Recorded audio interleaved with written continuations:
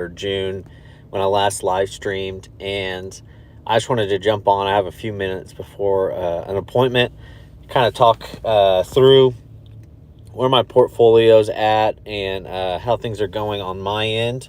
Last time I talked through some of the companies I had analyzed last year, Realty Income, and I talked about Boeing a little bit, and of course talked about GameStop, and still have pretty similar thoughts on all that.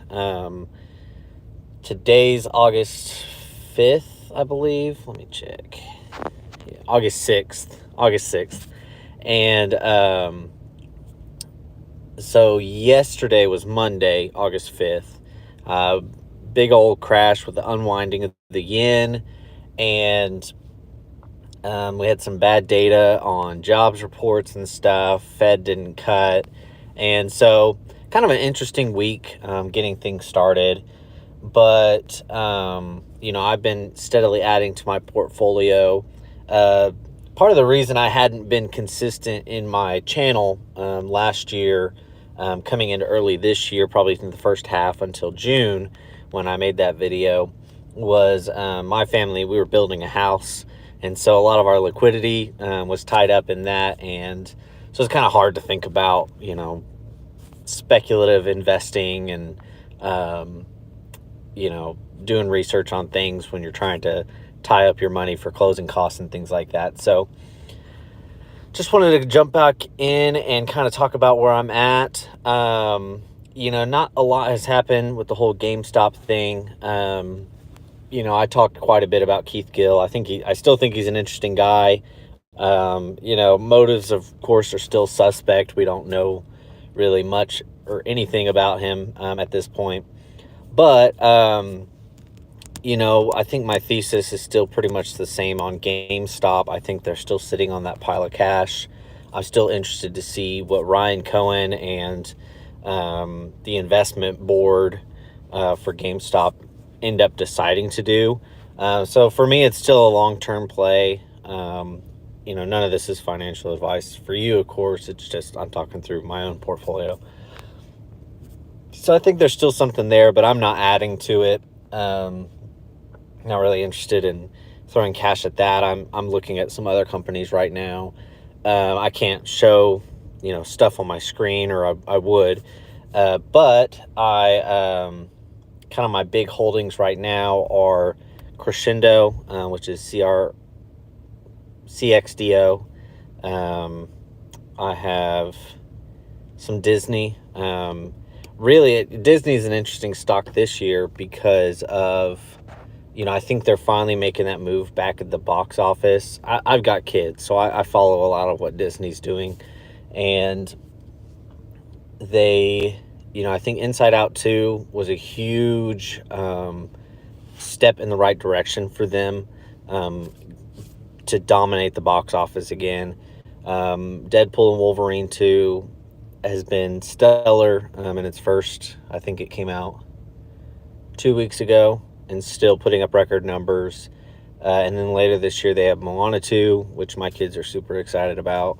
So I think Disney still has a lot of legs to run. I think they still are in a bit of a management, I was going to say crisis, but that's probably not the right word. I think they're just struggling to get the right pieces in place, and they keep making these small missteps. I think, the stock price has been down a bit. I'm glad I got my cost basis under $100, but I think a big part of why they're down was there was a bit of a union crisis over in Disneyland. Like 14,000 workers were ready to walk out. But I think they did the right thing. They just went ahead. They got raises across the board, able to prevent that from becoming a major issue. I think, you look at a company like Starbucks that has had a lot of union issues. Not to say unions are a bad thing. It's just the whole negotiating thing, the whole back and forth, the fight with management. None of it's good for business. I think if there's a union push, it's just get people to the table and make those discussions happen, make them productive, and then move on and get business done. As long as everybody's on the same board, I think unions could be a positive thing. But, I think Disney did the right thing there. They went ahead, and, met them where they were at, made sure they were able to get through it. And that way they can keep focused on building on the success that they're doing. I know there's been some complaints with some of their Star Wars spinoff shows and stuff like that. And, I'm not a huge fan of all of the spinoff shows. I was watching quite a few of them. We watched WandaVision, and we watched Captain America and the Winter Soldier, or Falcon and the Winter Soldier. Watched a bunch of those shows and really enjoyed them. Mandalorian. It just gets to the point where it's just too much anyways. So it's not like, at a certain point you kind of burn out trying to digest it all. It was just too much. And so I think they've scaled that back quite a bit, which is good. I don't know that those were huge money-making enterprises, but it definitely, for their loyal customers, brings people in. I think there's still a lot of room to run with what they decide to do with Hulu and what they decide to do with their ESPN stakes. And then, of course, my family goes to Disney World quite a bit, and my wife and my mom love that stuff. And so, hard for me to not buy it because, the stock, because I'm basically putting money into it either way, so I might as well get something out of it. But not really a great thesis on there. Disney's one of my more speculative bets. It's a longer run company, got a history of success, and hopefully they can put the pieces together, but pretty speculative at best. So I mentioned CXDO, FF, which is FutureFuels. I like them. Kind of a net play on their balance sheet. Interesting company in the chemical space. They do biodiesels and stuff, but their chemicals segment is what I'm really interested in. CXDO, which I keep saying and I don't say anything about it, but it's a smaller company that I think is getting some market share off Microsoft scaling out of some of its legacy legacy services that they were offering clients. So they're picking up quite a bit of that, and they're a highly competitive in the field that they operate within. Trying to think who else. HGBL is kind of my hedge on distressed assets. They're kind of a liquidation type company that specializes in hard to sell illiquid assets, but also personal loans and stuff. I have a bunch of SoFi, which I talked about them last year, kind of picked them apart, and I went back and revisited the video, and I was interested. I was interested in the company at the time, but I wasn't seeing it, and of course, without the profitability and the track record of it, I wasn't going to jump in. But over the last year, they've done a ton to really show that they're a profitable company. They're growing in the right direction. They've got solid leadership. And really, HGBL is almost a hedge to the default risk on personal loans. But SoFi doesn't have that much default risk because of who they're offering those personal loans to. You look at the credit worthiness of their clients. They're pretty much all 740 and up credit scores. They're not, they're catering to higher quality clientele for who they're extending those loans to. And I think that's kind of part of the secret to the success of their business. But they're also continuing to expand on their Galileo segment. You don't hear a lot about Technesis, how you pronounce that. But, pretty much on their technology side of things, they are growing, as well as building out their holding company, the bank side of things. So SoFi, I ended up diving into Palantir, however you want to pronounce that. I'm really bad at pronouncing things, so forgive me for that. But, I've built up shares of that. I think the valuation is off there. I own it because of the quality of the business, not because of the valuation of the shares. So, again, this is I call it my bag-HODLing portfolio, just because I know that I'm making speculative bets basically in the positions that I'm holding. I'm trying to keep it to small number of holdings, with money that I'm comfortable losing, of course. That's why I say it's not financial advice, but ultimately, my goal is to find good businesses that have growth prospects, and to try out different means of creating theses, theories for these companies. And so Palantir is one of those companies that, I'm leaning less heavy on valuation and leaning more heavy on, I believe in the company. It's got a solid track record of success, and I think it's capable of delivering on what it's promising, because it has proven it can deliver on what it promises. So that's kind of my theory there. I'm trying to think. ISSC, they retrofit aircraft. They've bought out some segments from like Honeywell, and they're a smaller play, but an interesting one here under $7, I think is has been a good buy for me, even into the fives. ISSC, INSW, International Seaways. I think they've got very capable management. It's the closest I want to get to just direct like oil type stocks right now, just because they transport it, and so they benefit from the transport of that. But I think they're a strong buy right now on Zacks, which I trust Zacks ratings quite a bit, but I do still do my own research on things, and so I like them. WRB, I haven't added to that one, but solid niche specialized insurance company, and so it gives them a lot of control on the underwriting of their policies. They're not driven by fickle consumers, like the Progressives and State Farms of the world.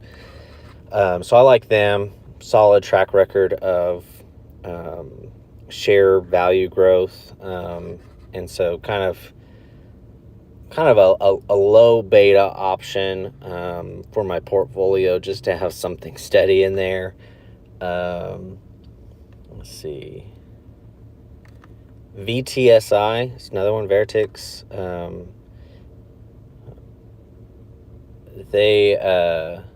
They're a fun one. They handle simulators for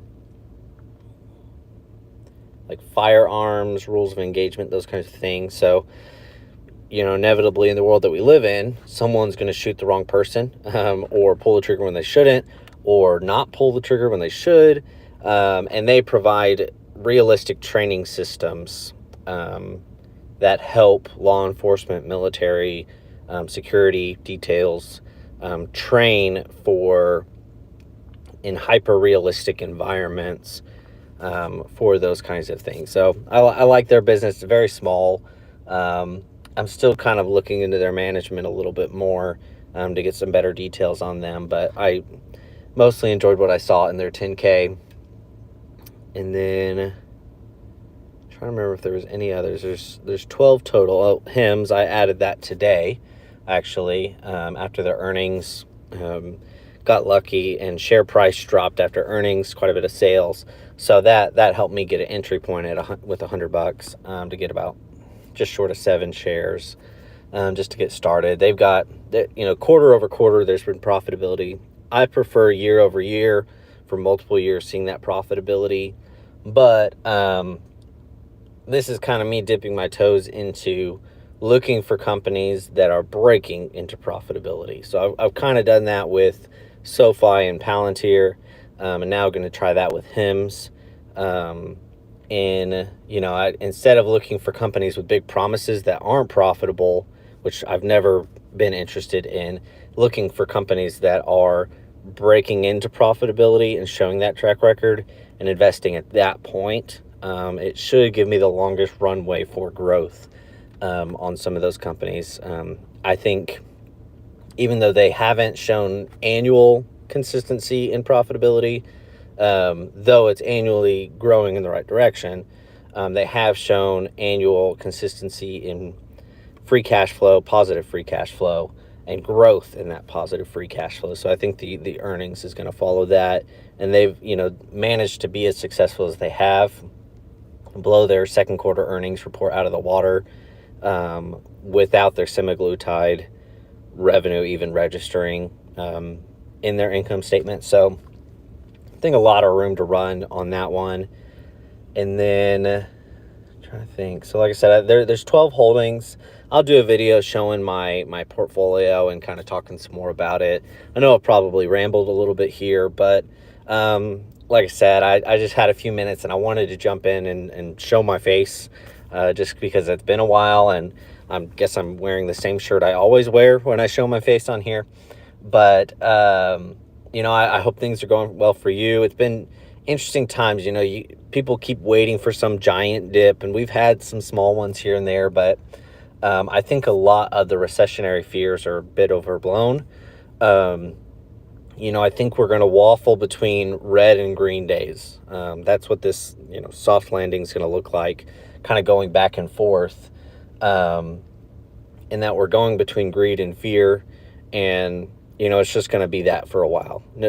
No giant drops, no giant gains. It's just this uncertainty. And so it's kind of a good time to build up holdings. I mean, really, if I hadn't been building a house in the last year, last year around August through October of 2023 was great buying opportunities. When you look back, just great opportunities where you could have gotten some things at a big discount.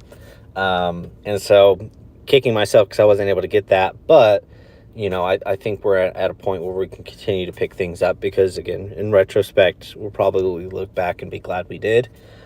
And if I'm not, then I'll probably be glad at that point that I'm picking up shares. So anyways, like I said, glad to see you guys.